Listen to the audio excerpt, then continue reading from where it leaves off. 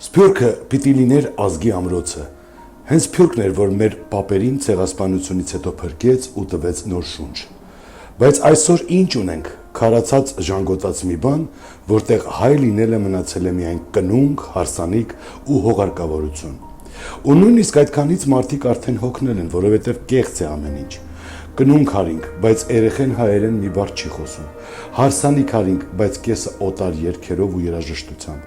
Հոգեհանգիստ արինք, բայց սերունդները անգամ աղոթք չգիտեն ինչ բան է։ Հասկանալի խոսքերով ասած, որտեղ լեզու ու սերունդ չկա, այնտեղ իրական հայկականություն չկա։ Մեր պապերը գաղթի տարիներին ոչ տուն ունեին, ոչ փող, բայց քարը քարի վրա դնելով դպրոց կառուցեցին Մարսելում,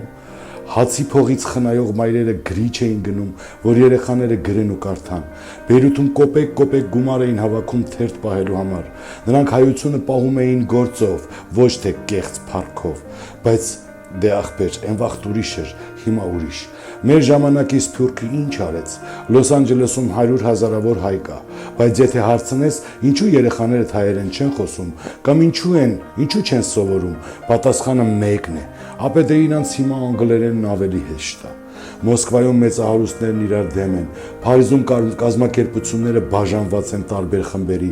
Եկեղեցին, որ պիտի տանիք լիներ, դարձել է պարզ դրամի գանձարան։ Մոմի փող, հարսանիքի փող, կնունկի փող, թաղման փող, այնինչ նրա գործը համայնքում հային համախմբելն է։ Մենք հազարավոր դոլարներ ենք տալիս iPhone-ի ու շքեղ մեքենայի համար, բայց երբ երեխան հայերեն չի խոսում, դա կարևոր չի։ Կարևորը երեխան ամեն ինչ ունի, աղբեր ջան, ապահոված է։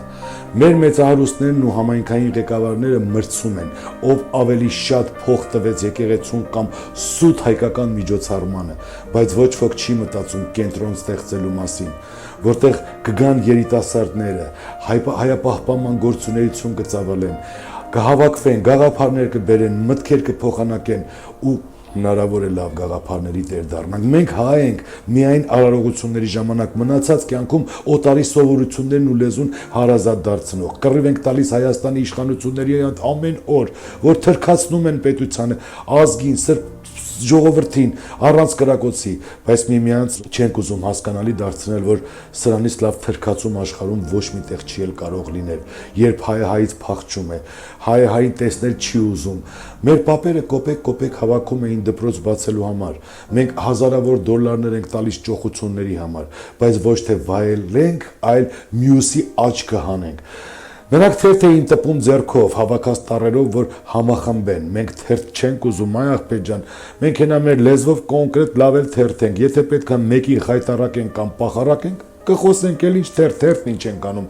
Նրանք իրար հետ վիճում էին գործի ժամանակ, բայց միասին էին։ Մենք իրար տեսնել ընդհանրապես չենք ուզում, զզվում ենք, նախանձում ենք ու կեղծ ժպտում ենք։ Նրանք եկեղեցին սրբություն էին համարում, մենք դրակ կուտակման տեղ կամ իրար ցույց տալու ժամանցի վայր։ Հայը հային չի դիմանում, բայց օտարին ժպտում է ու գլուխ խոնարհում։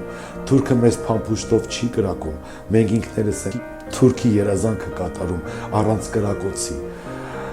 Հայկականությունը չի կարող կանգնել միայն հարսանիքի ու կնունքի վրա, դա վերջացած խաղ է։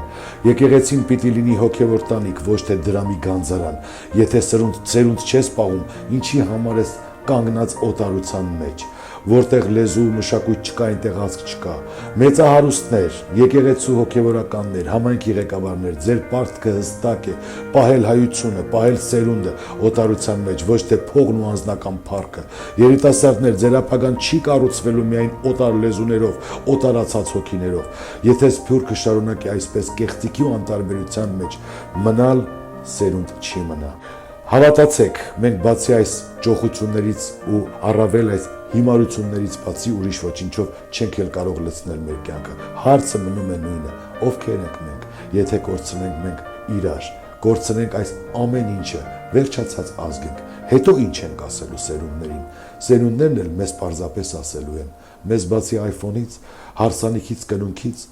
ու ընդհանրապես ճոխ մեքենաներից բացի հայանալու ուրիշ ոչինչ չթողեցիք։